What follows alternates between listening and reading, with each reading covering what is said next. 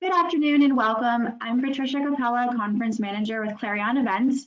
Thanks so much for joining us today. We have an exciting and informative webcast series, Tribal Gaming in the New Normal, with Victor Rocha, who will be discussing smoking and casinos. Before we introduce the presenters, I would like to go over some housekeeping items to keep in mind. All audience members are on listen-only mode, which means you are muted. We will be monitoring audience engagement on the dashboard and do encourage you to participate by using the question pane.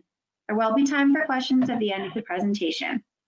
We will be recording the webinar and you will receive an email with a copy of the recording so that you may listen to and refer back to at any time. This webinar, as well as others in our series, will also be made available on our website, indiangamingtradeshow.com, under the Education tab in the coming week. Now, without further delay, let me introduce Victor, Conference Chairman with the National Indian Gaming Association and editor of Pechanga.net. Victor, it's all yours. Thank you, Patty. Good afternoon, everyone. Again, my name is Victor Rocha. My co-host, Jason Giles, will be coming in and out. I think right now he's checking in. Jason is the executive director for the National Gaming Association, and this is the new normal. Welcome. In today's conversation, we're talking to Clinton Isham, my new friend, a Flambeau tribal member and a passionate non-smoking advocate. And we'll also be talking to my friend, Chairman Rodney Butler of the Mashantucket Pequot and the owner of the Foxwoods Resort Casino, the largest casino on the East Coast. And we're going to be talking about tribal casinos going non-smoking during the pandemic. But before I start, let me give you some context. Chairman, are you there? Yep, I'm here. Thank you for having me, Victor. All right, there you are. Let's see, one second. All right, there you are. It's just the way my thing is set up. First of all, welcome, Chairman. A couple weeks ago, we had our friend Jonathan Chattery, ambassador to the Creek Nation, on the show to talk about the McGirt decision, and we started the conversation by going all the way back to the Trail of Tears, because it really gave that issue some true context and made I felt that the decision even more profound, and it gave people more an understanding. And I kind of want to do the same thing with you. As you know, I am a passionate advocate for your tribe. I think what the Pequot tribe and what people forget is they forget the history of your tribe, and sometimes they see that casino and they don't understand what it took to get there. But as I started doing my research, and I went back to the Peacock Wars, and before I let's just talk about this, because when your tribe, your people, in the 1600s, you guys were the first. I didn't want to say, but you guys were the ones that really interacted with the colonials and had the relationships, and yet when it went south, you guys were on that front line. Can you tell us a little bit about the Peacock War and what that means to you people today? Well, thank you, Victor. And I think it's, as you point out, it's important to reflect on history so that we all appreciate why we're doing what we're doing and what we stand for. And it's interesting, you think about the economic battles and challenges that we're facing today, and that essentially was the premise of the Pequot War. At that time, it was early on in colonization of the Americas, and the Pequots, my ancestors in southern Connecticut and southern New England, were the economic and social power for the region, and the colonists sought that to take that over and take that from us. And what they focused on was, you attack the head to take out the body, and they focused their efforts on the Pequot. And there were some incidences that had occurred with some of the settlers that they accused Pequots of doing, and that led to some back and forth skirmishes that ultimately led to the Pequot War that culminated with the Pequot Massacre on May 26, 1637, where the colony, led by one of the Colonel John Mason, actually went to one of our ancestral forts and burned it down and killed over 400 men, women, and children.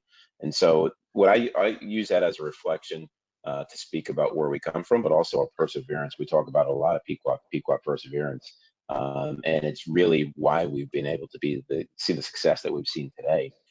We could have chosen 400 years ago to just fold up our camp and move on and assimilate. And my ancestors chose not to. They chose to fight. I mean, shortly thereafter, the Peacock War, about 15 years later, we established one of the first reservations in the country at that time, in our homelands of Noank along the coastline.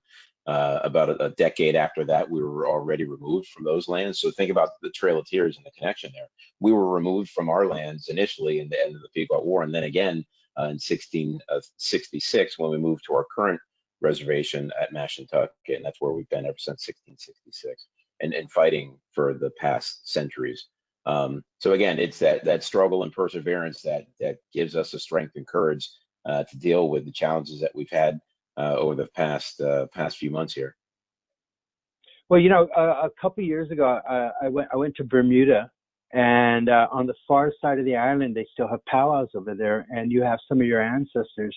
They were forcibly removed and sent over to a British colony, which was Bermuda, and that was really kind of wild and mind-blowing. And that was really when I started looking into the Pequot Wars, and then later on the King Philip War and stuff like that. And they're really, we forget sometimes, about the history and where we come from. And the reason why I bring this up, because it makes your struggle that much more profound, and it makes your success that much more rich and that much more deeper. And, and Clinton, I apologize, I'm going to get to you too. But it just, people need to understand where you guys have come from and why where you're at is so important, your success. And, and we've had this conversation before.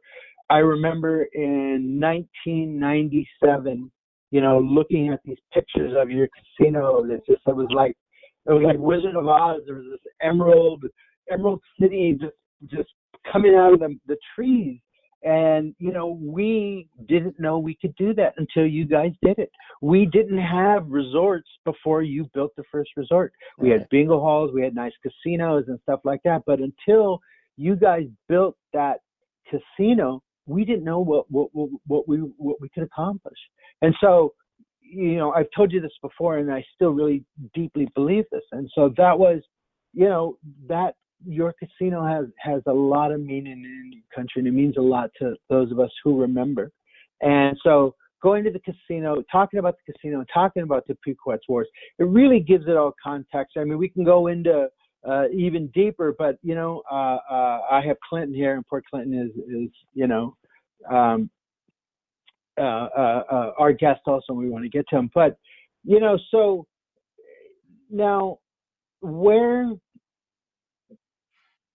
it was interesting to watch as the pandemic came. Jason and I were in London in early January, and we saw the thing coming. And Jason was the first person that I really knew that truly probably understood more than anyone and all too well about what was coming down the pike. And Jason, I told you this too. I thought he was a little reactionary myself, but he was spot on, man. He was spot on. And, so, during the closure, we all had to go watching the go. And so can you tell me, how did you guys get to this process of closing down, and what was it like for you?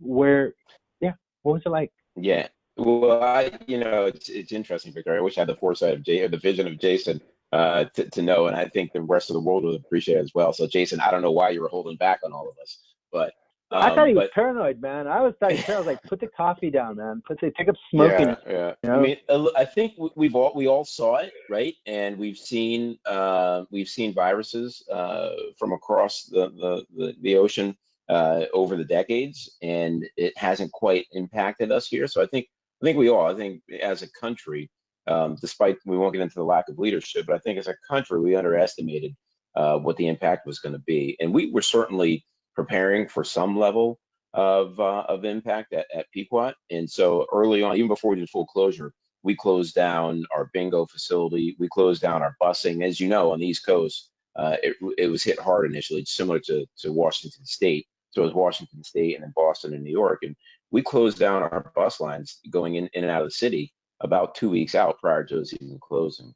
I And then we started to remember move to that. I limit, remember and that. then we started to move to limited capacity on the gaming floors and in the hotels. And then I remember it like yesterday, even though since then every day seems to be a blur. It's like Groundhog Day over and over here. But that day on the council got together on the Sunday, March 15th, and we were going back and forth, and ironically with our cousins across the river, the Mohegan Council, and saying, hey, we got to do something here. We talked over plans of doing a complete shutdown. And we agreed together as the Connecticut gaming market that we would shut down at the same time. And so we both closed our doors on March 17th. And at that time, we had no expectation that we were going to be closed for 2 months, right? We were all thinking like, you know what, they're saying 14 days, let it pass through and we'll reopen.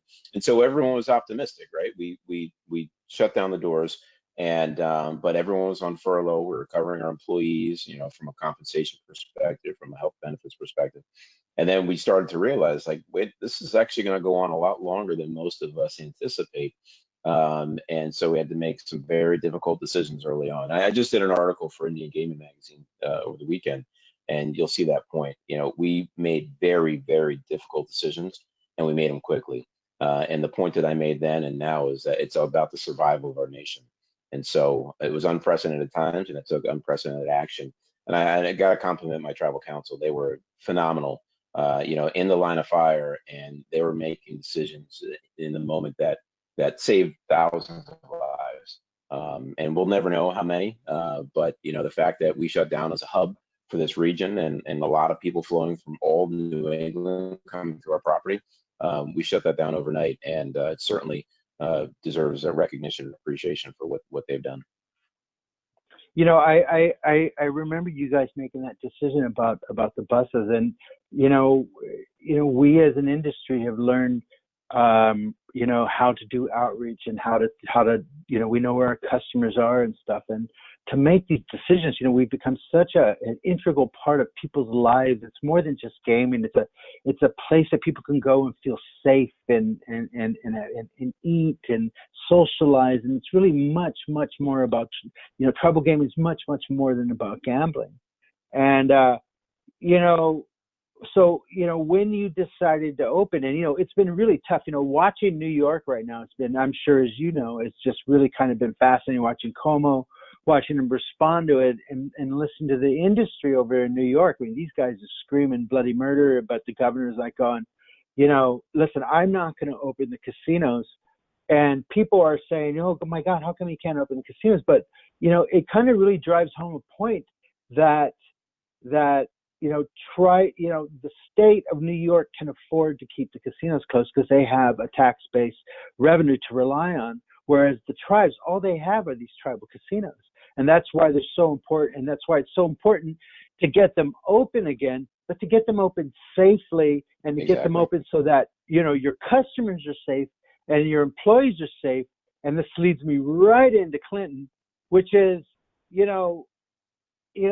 that's why for me, the big deal has always been about smoking. And, Clinton and I had a really great conversation. And actually, I think later on, Clinton and I are going to do a one-on-one too, because our conversation yesterday about smoking was really fun and very animated and very passionate. And we both feel the same way about it. I'm a non-smoker. My father passed away from cancer. He was a smoker. So for me, smoking is very personal. But as a Native American and as from someone involved in the gaming industry, smoking is one of those ways that tribes flex their sovereignty muscle. It's like this is what we do. The states are this, but the tribes are doing this, and it is one of those issues. How did you guys come to the decision for non-smoking? Well, first of all, just in reopening, we started thinking about reopening the day we closed, and then as it started to be prolonged, we reached out to. That's one great thing about being in the industry. As long as we have a lot of a long list of incredible contacts. So we actually started talking to some of the operators out in Macau and Singapore, in Vegas, other operators around Indian country, and just we're sharing data and sharing best practices. And it's really interesting about smoking. I mean, we agreed pretty quickly on that we're going to do the mask and temperature checks, and if you're over 100.4 degrees, you're not going to be allowed in on property. I have some fascinating statistics to talk about at some point on that. But with smoking, there was a lot of debate around it, not so much from an economic perspective. It was really from a health sense, and every decision we were making was focused on from a health sense and keeping people safe. It had nothing to do with economics initially, right? If we could take care of the safety measures and keep people healthy, the economics for follow. And so the conversation around smoking, when we searched high and low, there wasn't any good data with regard to secondhand smoke and the transmission of the virus. And so we really made just a judgment call that said, look, even if it's just perception, with the smoke lingering in the air, and there's not good data right now that says it is or isn't contained in secondhand smoke, it's just the right thing to do from a perception and from a safety perspective. And so honestly, with our council, like I said, under fire, they made a lot of great decisions and some difficult ones, and that one wasn't heavily debated. It was just, we knew it was the right thing to do. And interestingly, just again, fun with facts, when you look at, so our property is 9 million square feet. The only places you can smoke at Foxwoods were on the gaming floors, on certain portions of the gaming floors. So in totality, we had less than 3% of our property that allowed smoking. So just to put it in context, right? But right. Again, it's always the opinion that, and there's real data behind it, that in jurisdictions where smoking and non-smoking facilities are next to each other, the facility that allows smoking outperforms, 10, 15, 20% to the non-smoking. We've seen that in our own property. We've had non-smoking floors for years versus smoking floors. And the win per unit on the smoking floor was easily 30% higher than that in the non-smoking floor. But in this new world where everybody's non-smoking and people are just looking for great entertainment and wanting to get back out into the real world, we're actually not seeing a lot of challenges with the non-smoking issue on property. I mean, there's a couple of complaints early on, but to the point that you were making in a separate conversation, Victor, people are pretty accustomed to non-smoking all over the country. I mean, you can't go smoking in restaurants, you can't smoke in bars, you can't even smoke out on the street in most cities these days. So it wasn't a difficult transition as much as we thought it would be. And so far, again, we're limited capacity, and we're not in a fully competitive environment. So right now for us, non-smoking is working well. Clinton, welcome. So my friend, what are you hearing about the data and about non-smoking and transmission? Well, thank you guys for letting me be here, and I really commend you, Chairman Butler, and your guys' casino. In a lot of the tribal council meetings, I've been hearing the same thing that you said, that there really is no debate, and a lot of tribes are bringing up this issue of non-smoking. And something that I always hear that's pretty funny is there's always like this mandatory to wear a mask in the casinos, and a lot of the tribal leaders are asking, if we continue smoking, how are they going to smoke the cigarette with the mask on? And it just doesn't make any sense. It becomes then a fire hazard, people having a cigarette and a mask on at the same time. So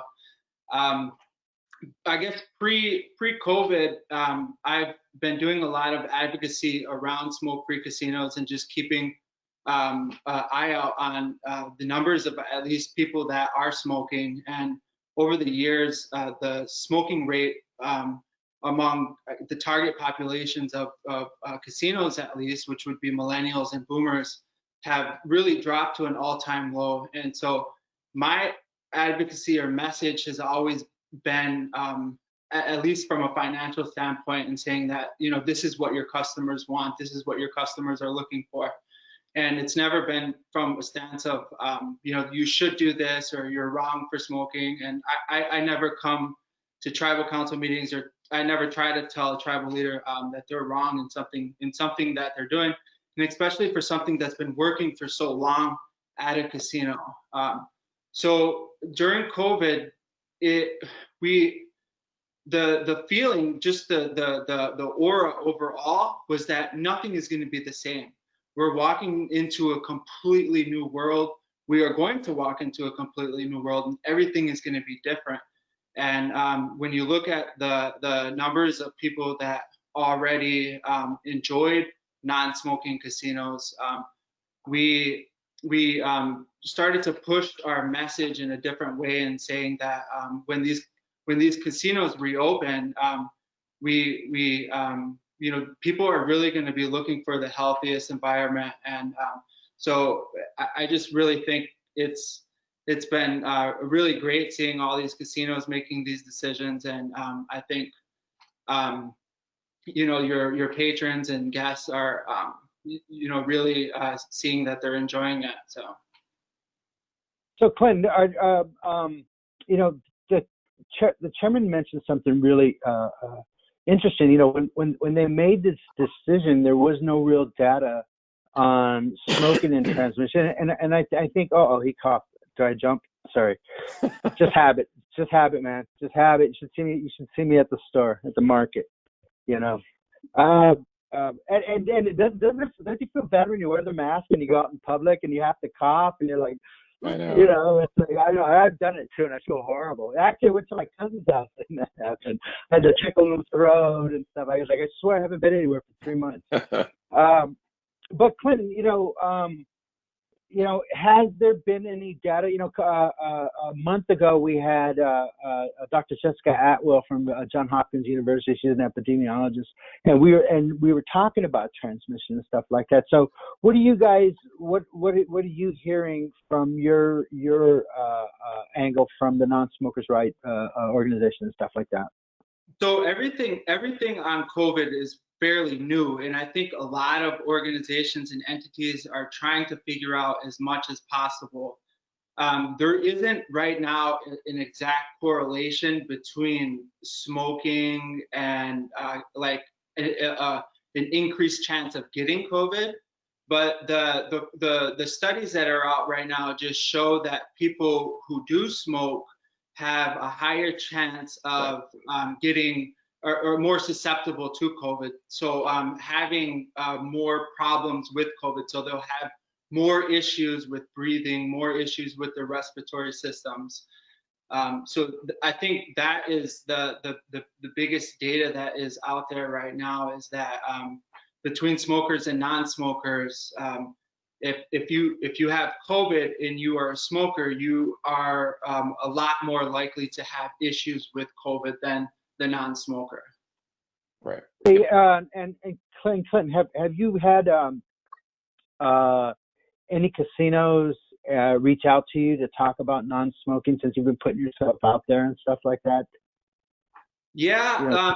There's been several casinos that have reached out, and I think the main question that we get a lot with our organization is mainly how do we respond to the community and the people that don't necessarily agree that the casino should be smoke-free. So it's just the pushback that a lot of casinos are worried about. And the message that we always give is that just like everything else, Chairman Butler said that, at one time restaurants you were able to smoke in it. One time on airplanes you're able to smoke in it. It's just there needs to be a transition moment, and I think we're in that transition moment right now, and it takes a little bit of time, but people will adjust and it will become the new normal, and we'll start to see that people don't go to casinos to smoke cigarettes. They go there to gamble and to win money. So regardless, they'll always come to the casinos. They'll always be there to spend their money, and it's just a matter of transitioning. But casinos really do a good job with different advertisement that they have and the messaging, and working with their employees to kind of talk to the customers and why this decision is placed at the casino. And so I think casinos do a really good job doing that on their own. And we just, the best advice that we give is just to hold on and to look at the numbers, the different things, like the trends that happen when bars went smoke-free and restaurants went smoke-free. These entities are making a lot more money, and yeah, it was difficult in the beginning, but people got used to it, and the same thing will happen at your entity as well. But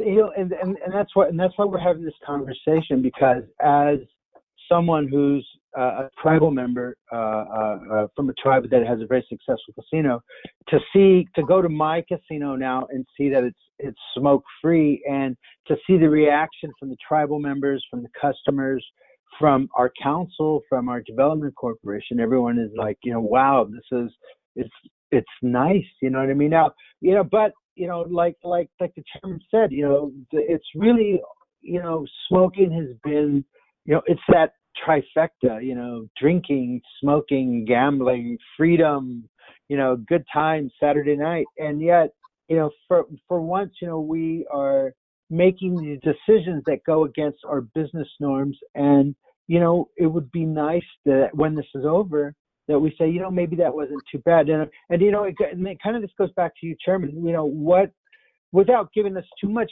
how have the numbers been affected since you've gone non-smoking? What's it been like? What are your customers saying? What is the council and the board say?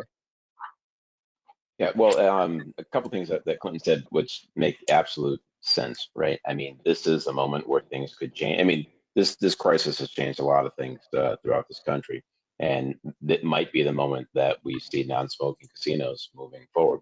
We certainly don't know that yet. And, at Peacock, we're open to it. Like I said, going into it is a pretty easy conversation to go non-smoking for many, many reasons. But so far, the feedback from the players have been positive. Nobody's complaining. We've only had a handful of players that said they won't come because of it, and not necessarily because of cigarettes, but they're the cigar smoking, blackjack or craps players, and they've said that they don't want to come in, but not only for that, but for various reasons. A lot of those individuals are in the health risk demographic, and what we've seen when we look into our data, the age cohorts of 60 years and over are down dramatically, and so people are taking extreme cautions. Those that are more vulnerable taking extreme cautions and just not going out in public. And so I'm assuming that most casinos are seeing that, and most industries are probably seeing that. And so there's a lot of cross currents going on in the data to say for certainty right now that smoking is positive or negative. But overall, there's generally no impact. As Clinton points out, people want to gamble. And we don't advertise even pre-COVID, like, hey, come to Foxwoods to smoke. I mean, that's never been on a single ad of ours that's a draw. Is more just a part of the experience.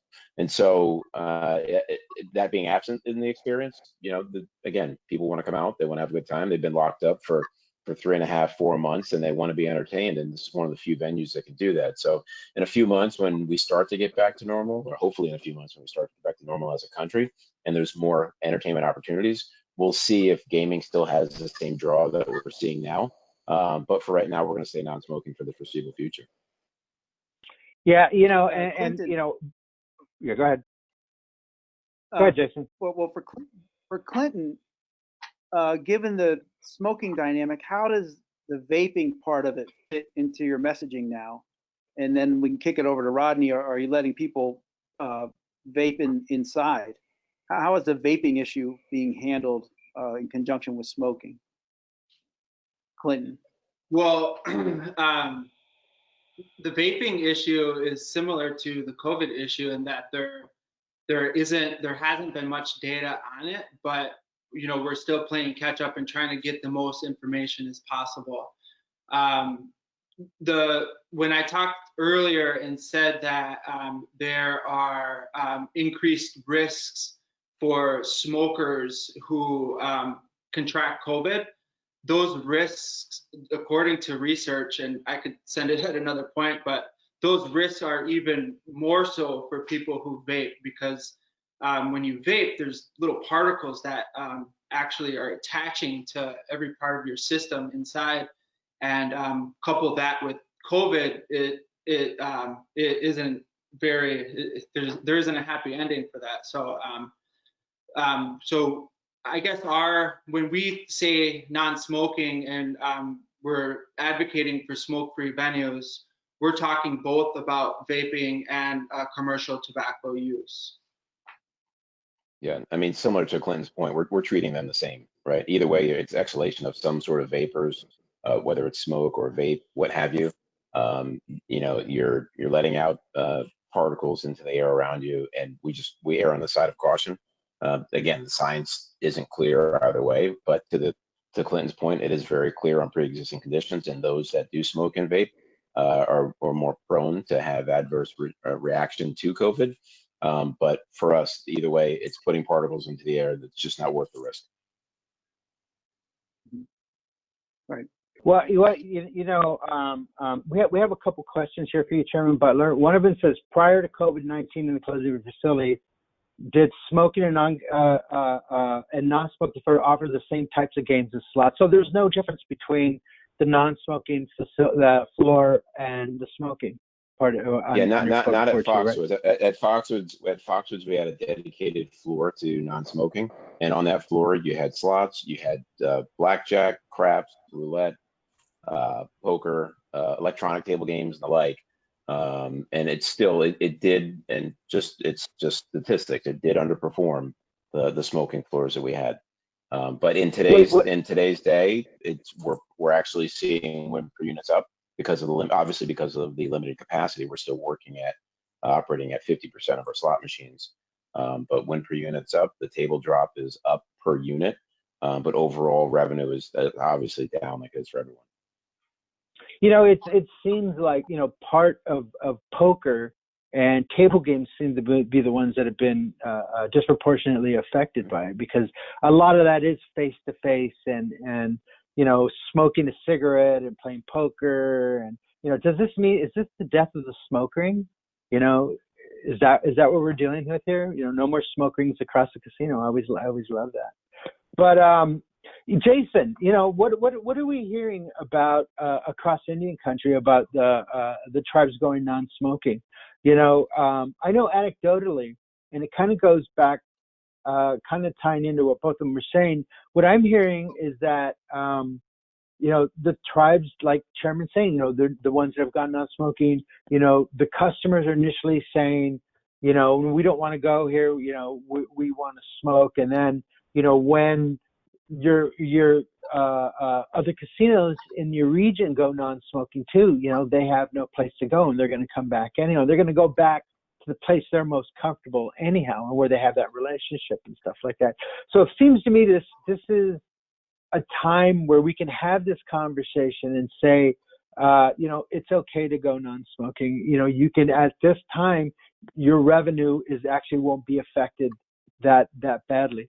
So, Jace, what are we hearing across the country? Well, National Indian Gaming Association, we've always been approached by the anti-smoking groups to get the messaging out. And we've very simply told them, look, these are sovereign tribal governments. They can set the laws as they see fit. And we're not going to go out there and tell people to have a non-smoking part of your casino or any of that stuff. Those are decisions left for the sovereign government and for the reservation citizens to decide. Now I will say, as we've moved on through the years, the anti-smoking groups are very persistent. God bless them. And you hear Clinton? You hear Clinton? And he meant insufferable. Public opinion. He meant insufferable. Public opinion has done. Now I'd say overwhelmingly everybody is anti-smoking. That I think moved the needle was it was getting harder and harder to find employees that were willing to work at a smoky blackjack table for however long their shifts were. And as we see younger and younger workers come up, they don't want to be around a bunch of smoke. So we've seen that dynamic shift. What I'm worried about is I'm seeing these numbers come out since the pandemic, and the commercial gaming is reporting their second quarter revenue numbers, and they're off 80 to 90% as compared to last year. These guys are bleeding money at this point. Macau has somehow gotten worse over the past few months, which I don't understand yet, but maybe just there's no travel there anymore. Wynn made $9 million in Macau last month. So I mean, it's horrifying. So the pressure, I think, is going to come back. You're going to be wanting to have customers come from anywhere at some point, and I could easily see, hey, we just got to get bodies in here. If they want to smoke, let them smoke. We need bodies, we need customers, and so, and the restaurant industry, I'll admit, is going to undergo a forever change from this pandemic. Yeah. So the good news with regards to the smoking, they made everybody go outside and smoke.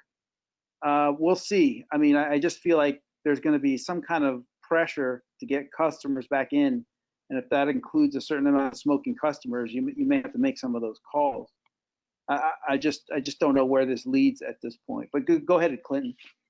I just wanted, so honestly, I thought about the same thing, Jason.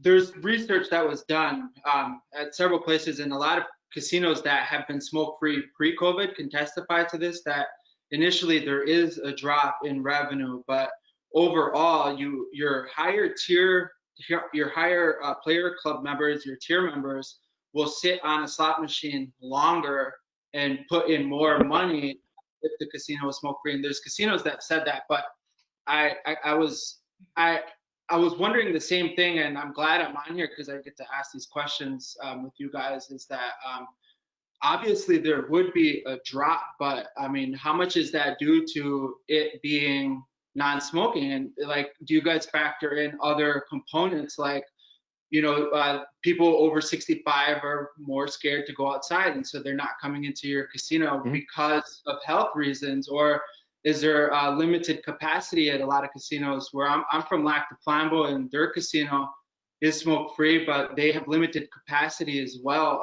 and they shut off every other slot machine. So just wondering if there's like an equation out there or something that can show that, yes, there will be a small decline as people get adjusted, but there's also a lot of other things that kind of go into this and why numbers are down. Yeah, no, Clinton, you're 100% right on that. Look, that's why I was saying it's too early, right? There's just not enough data points to say if this is going to be permanent. With the limited positions, with limited market options, people are still coming in, right? Those under 60 years old. But all things equal, pre-COVID, it was clear the markets that had smoking outperformed those that did not. And now whether that changes in the future, I think that's quite possible. And as I've said, I think just like Pequot, I think many other tribes and certainly the commercial operators, because they're mandated, are really reconsidering whether or not we add back smoking. And for us, like I said, it's just not something we're looking at right now. Can I just Hey, add, go ahead. sorry, Go ahead. Chairman Butler, is there an age category or a group that you've seen an increase with at your casino? I know you said 65 and older under is down. Yeah. Initially, and we pointed to a couple of things. We think because there's a lack of fantasy sports betting opportunities, and also because of the unemployment benefit from the federal government, we actually saw an uptick in every other age segment. Well, not every other, but most of the age segments between 21 and up to about 40 or so. And again, I think it's because to your point on those that are 60 and over, who were feeling that they needed to be more cautious. The ones under 60, were reading the headlines that, hey, I'm good because I'm young and healthy, and they were looking for something to do. So I think that's what we attribute that uptick to, but certainly saw an uptick in the younger demographic. And before I did this, I was talking to a bunch of people and getting as much information as I could. And anecdotally, Clinton, what I'm hearing is that the numbers, even with non-smoking, are actually doing really well. And that's kind of one of the reasons why I wanted to do this special program. And I was so fortunate to get Chairman Butler, is that, this in a time, in a place, at this moment in time, going non-smoking is smart. Going non-smoking is healthy. What we're trying to do is stay open during an unprecedented pandemic, which is insane in itself, but that's what we're trying to do. And we can't afford to close down again. Going back to what I said about New York, we don't have a tax base to fall on to comfort us. We have gaming. And that's why it's important now that the tribes do everything possible to keep our casinos healthy and to keep our customers healthy and making them feel safe. And that's why to have this conversation 6 months ago, you know, you would have been laughed off this program because it was like 15%. You know, we're talking millions and millions and millions and millions of dollars. But now we can have this conversation. It's safe. It's healthier. It's, you know, you can have it without some of the other distractions and economics. And now the numbers are being rewritten and the playbook's being written. And so that's kind of the conversation we're having now. You know, the Navajo Nation, they just, when they open, and you go, and let's talk about the Navajo Nation. This is a casino that was created. These casinos were created to generate revenue for the tribe, but you know they bring a lot of customers of their own people. You know, and I mentioned on the previous talking about the Winnebago tribe in Iowa, where they closed their casinos in Iowa because their tribal members that lived on the reservation worked at the casino. So for them, it was a health reason. And so now they're starting to look at this in a new light. And, you know, if we can give them more information, if we can give them, be it anecdotes and facts and stuff, as long as we're pointing them in the right direction and saying, you know what, this is a good time to reconsider smoking. And there's a benefit, there's benefit for your customers. Now, one of the most interesting questions someone asked me of this is like, after you go non-smoking, and you know, and Chairman said it, and I've heard conversations, which is, you know, we don't know if this is going to be permanent. And I think a lot of the tribes, like Jason said, is, you know, they're going to probably come back, and hopefully they will maybe do half the casino non-smoking. I mean, you know what I mean? But as long as this pandemic goes, it's very important that the tribes do everything possible to keep their employees, their customers, and their tribal members safe. And just starting with non-smoking is just, I think, the base level, you know. But, you know, every tribe, as Jason says, you know, they have a right, to flex their sovereignty muscle. And by the way, it looks like a lot of my questions are coming from your organization, Clinton. You can tell none of them are from tribal people. They're all like, you can just tell they're all like loaded questions from the anti-smoking people. I'm not answering them, guys. You know what I mean? It's just, it's you know, it's about having a conversation. Yeah, Victor. One thing that I would add in, Victor, and you're giving me flashbacks here, and to what we were up against with opening. You know, the opening was one of the most difficult. I mean, closing obviously was the most difficult decision we've ever had to make. It was the first time in 28 years that Foxwood had been closed. But opening was just as difficult. We were facing stiff opposition from the state, and they were engaging with the surrounding states, with New York and Rhode Island and Massachusetts. And I mean, you had governors from New Jersey and New York saying Connecticut casinos shouldn't open, which I don't know why it's their issue to begin with, but you know, they were all working together in collaboration. And so up against that, we had to make sure we checked every box and to ensure that we were taking the highest safety standards, more so than anybody else in the region. I mean, we went above and beyond every other industry in the state. And I had the fortune of being on the state's reopen Connecticut team. And so I saw the data firsthand. And so taking that data and then applying that to our practices that we were implementing at Foxwoods, including the non-smoking, was instrumental in getting the confidence of the tribe and the tribal members, our employees and our patrons to come back. And so again, when you literally have the governor putting up signs on the roads leading to the reservation of, you know, don't gamble with COVID, and a couple other catchy little slogans he had going on. You know, we had to convince people that no, we are 100% safe for you to come visit us and enjoy yourselves once again, and welcome back. And so, you know, all those things factored in to the non-smoking decision amongst the many other decisions that we had to make to open up safely. Well, I'll tell you what, you know, those signs kind of really drove home the points of some of the private conversations that we have had about Connecticut and the relationships and stuff like that. But listen, God bless you guys, man. You know, you guys are a shining example of this industry, And, you know, as you know, I'm a huge admirer of the tribe and the council and your leadership and stuff like that. Clinton, did I cut you off? Were you going to say something? Yeah. I want to say that I think I totally respect the fact that I mean, I never would go into a tribe and tell them what to do, and that I said this before, but I'm starting to see, and this is just my perspective, that this smoke-free issue being kind of implemented by casino after casino after casino is a form of flexing their sovereignty as well, because as Rodney said,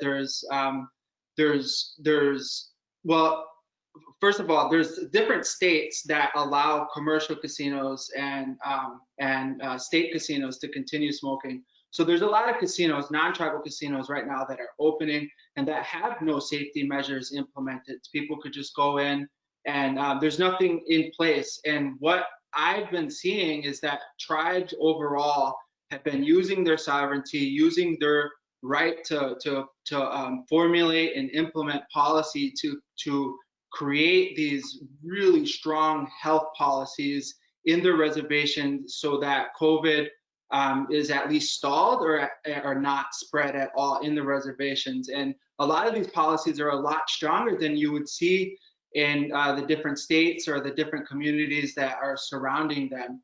And so I don't know, I think it's a really great form of sovereignty, and tribes are really leading this initiative. Before COVID, there was 5 casinos out of the 500 tribal casinos that were non-smoking. Right now, there's over 150 tribal casinos.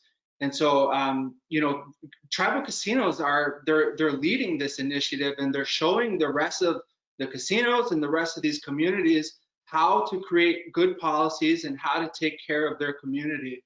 And I just, you know, really commend these tribes that are taking these initiatives and setting those types of examples. You know, I think it's going to be really interesting in a post-COVID world where we can go back and look at, you know, some of these decisions that we've made and how they've affected. My hope is to change the narrative on smoking and non-smoking, in that, you know, you could still make money and go non-smoking, you know, and for our health reasons. And, you know, Chairman, you know, we have a couple questions in our boxes. One of them talking about heirs. It sounds like it's from your people, Clinton.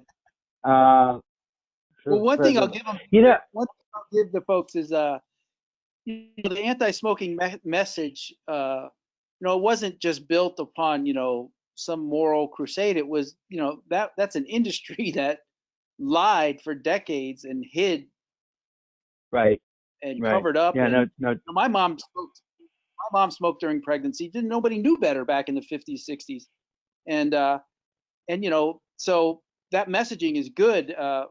It's just as we get into this new, I just don't know what the entertainment industry is going to look like anymore. And I wanted to ask Chairman Butler, what about at your bars and your clubs? Is there smoking in the bars and clubs? No, and that's why I point out the facts of it, right? Of, again, over 9 million square feet, only 3%, less than 3% allow smoking. And so all of our restaurants, bars, and nightclubs did not have smoking, even pre-COVID. And so we had already been migrating to a non-smoking, more of a non-smoking facility over time, just because the general public, and as Clinton points out, the general public appreciates that. But there's still a cohort of gamers up until recently that smoking mattered to them. You know, I mean, it's not for us. We don't make money off of selling cigarettes, right? Most of them are comp, so it's not an economic gain to sell cigarettes, and that we're supporting it. And hear that, Clinton? They comp the cigarettes, Clinton. They comp them. I don't own stock in Philip Morris or anybody like that, nor would I, right? But again, things change, and we're obviously you see it. We're leaders in that sense that we're open to it. So we'll see what the data says, and we'll see how things change moving forward. I think a lot of things overall are going to change, and just how we interact as human beings, right? I mean, who knows how long we could be wearing masks like they do in Asian countries, you know, permanently from this point on. So we just don't know. Well, Jason, you bring up a good point. Hopefully in about 2 or 3 weeks that we can be handling that issue, talking about entertainment, talking about sports. My tribe has, I know Chairman dropped a couple million square feet on me right now, but my tribe has a couple, 60,000 square feet of convention space that, we use for entertainment and stuff like that. And right now we're looking at that space, we're not going to be able to use it. And if everything you're listening to, Live Nation and all the big boys, they're not going to have concerts for another year. So we're talking sports, and the whole rollout for sports is such a mess right now. My God, it's a mess. So, this is an issue, Jason, that you and I will be going down and talking about, and it really, we have created these businesses, that the convention spaces and hotels, and over at Mohegan they have the basketball team, which was, by the way, amazing. I saw one of the best games I've ever seen of basketball. So this is part of our new normal, and where we're going. Chairman, real quick, in a little side note, let's talk about sports betting, man. What's going on with sports betting in Connecticut? Everybody wants to know. You were in the news this weekend. You made a little statement over on Friday. Next thing you know, everyone's losing their minds over Chairman Butler talking about sports betting. What's going on, man? You know what? Just like what Clinton and Jason were talking about earlier, just flexing our sovereignty and just talking about what our right. That's all I was talking about.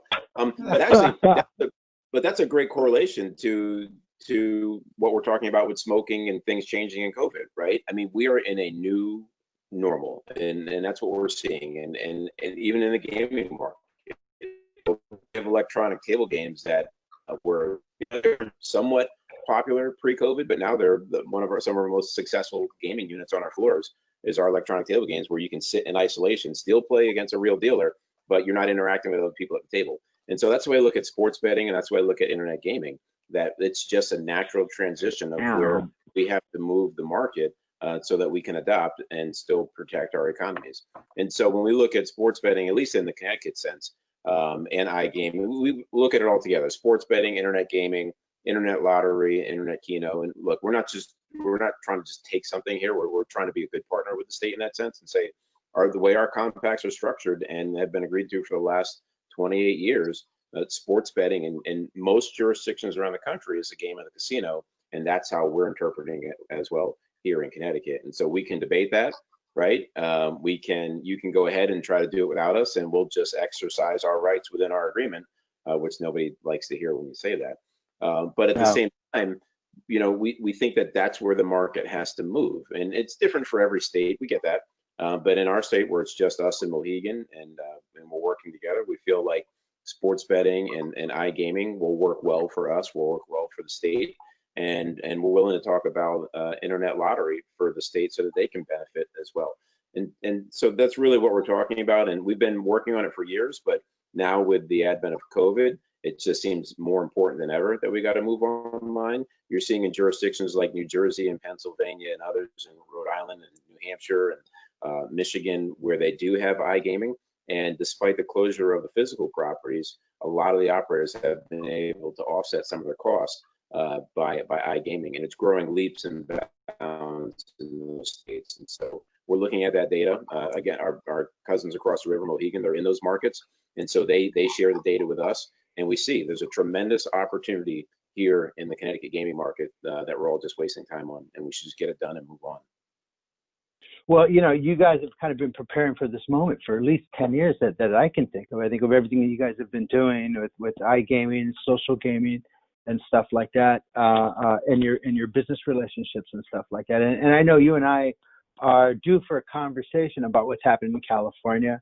That's a really good market. I like what I'm hearing. I like what I'm seeing. And by the way, last week we talked to Chairman Brian Noonan from Bay Mills, and we talked about his deal with DraftKings and sports betting and stuff like that. And it was a great conversation, and he's a wonderful guy. And so I hope that we can come back and have this conversation again about sports betting. And I guess we could talk about East Windsor, but we talked about that briefly, and you said there's really nothing going on right now. You guys are just focusing on the business at hand. Yeah, I think, look, we're in the middle of a crisis, and it's all hands on deck on to stop the bleeding, right? And so we're focused on Foxwoods, the main campus, and making sure that we're solvent and making sure that we're keeping people safe. And until that time, and until that we need additional capacity, it's just not the time right now to move forward with the other project up in East Windsor. But at some point it will be, and we'll refocus. But right now we have to make sure that we survive. Well, Chairman, you bring up a really very salient point, because we're talking about survival. I mean, we are talking about survival. We've built this industry up. A couple weeks ago we had Jim Class and Matt Robinson, and they're predicting about a $10 billion loss about Indian country. And if you start talking about globally, I mean, you're talking $100 billion. So, this is a scary time. But in disruption, there's also opportunity. The most important thing is that we keep our head open, we keep our head up. This is tribal sovereignty is about protecting our elders, about protecting our children, giving them a future, and nothing has given them the type of future that tribal gaming has promised them. And so that's why it's important that we, as Native Americans, fight for tribal gaming. Jason, do you have anything to wrap up before we go? Do you have any words of wisdom? Victor, I want to hear one of those questions from the anti-smoking guys. They got after us for so many years. Okay, all right, I'll do that. All right, yeah. They still have their fire and their fervor. All right, hold on. I can't find my questions now. Hold on one second. I appreciate it. All right, here we go. All right. I appreciate All right. Hold on. Here's a softball coming right on the middle plate for you, Clinton. All right. I heard from our local tribe that the new air handlers they are installing for COVID and fresh air exchange won't handle smoke particulates in the future, so it can be hard to go back. Can Chairman Butler speak to any of those infrastructure upgrades or changes? Yeah, I honestly can't, because every property is unique. So at Foxwoods, our air handling system, we turn over 100% fresh air over 20 times an hour, right? So wow. So think about that. And so think about that. Think about if you can go into a department store, or grocery store, or Home Depot. I mean, I would imagine their air is turning over maybe 5 or 10 times an hour at max, and ours is over 20. And so that circulation in our spaces allows us to manage smoke better than most. But it's certainly unique to the design of the facility, the air handling system, and the like, and the filtration system. So there's no blanket answer for that for all facilities. It's a smoke particulate, man. It's a smoke particulate. I don't even know what that is, Clinton. What's a smoke particulate? Maybe one of the little chemicals floating around. Yeah. Okay. I'll say, all right, Jason, here's one for you. Is it possible for NIGA to do an assessment of this very important health concern? That's actually not a bad question, which is, maybe to go back and do a little. Pardon? We've done it before. We did it back in the 2007, 8, 9 timeframe, when we were also doing employee surveys at tribal casinos. And in those employee surveys, we got a lot of employees saying they can't stand the smoke and our filtration system and good things of that nature. I suppose we could, as part of a larger health survey, which we've done in the past, but it was more focused on employee health and satisfaction. So for sure. Wow. And I just said that'd be amazing for that type of, sir. I'm sure a lot of casinos are already doing it as they're kind of reopening and wondering, how it's going with their employees and patrons. But to see something like, a broader, more aggregate data come out on the issue, that'd be really amazing.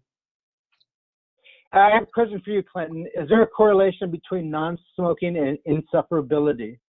That was from me. Just kidding. And listen,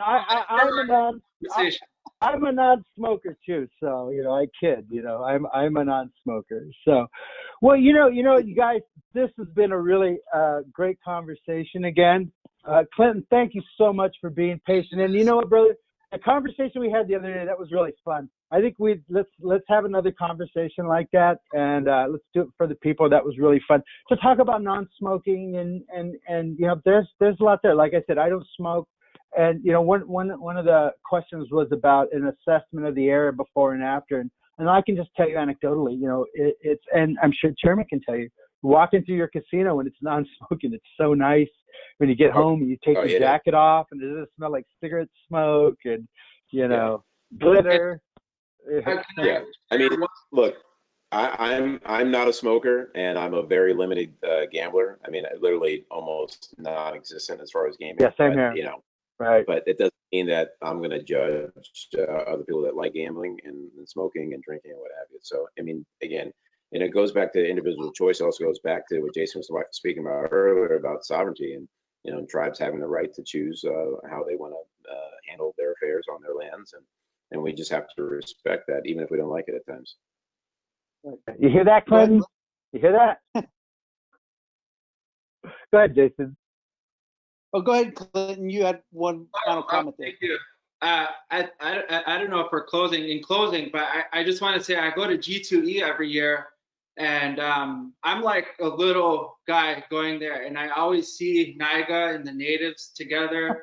You guys are like giants and like celebrities, and you guys run this like world trade show, and I've always looked up to you guys and admired you guys. I was very nervous to be on this call, and I just want to say thank you. Oh, come on, Clinton. Thank you. You guys aren't as bad. Good job, brother. No, you did great, Clinton.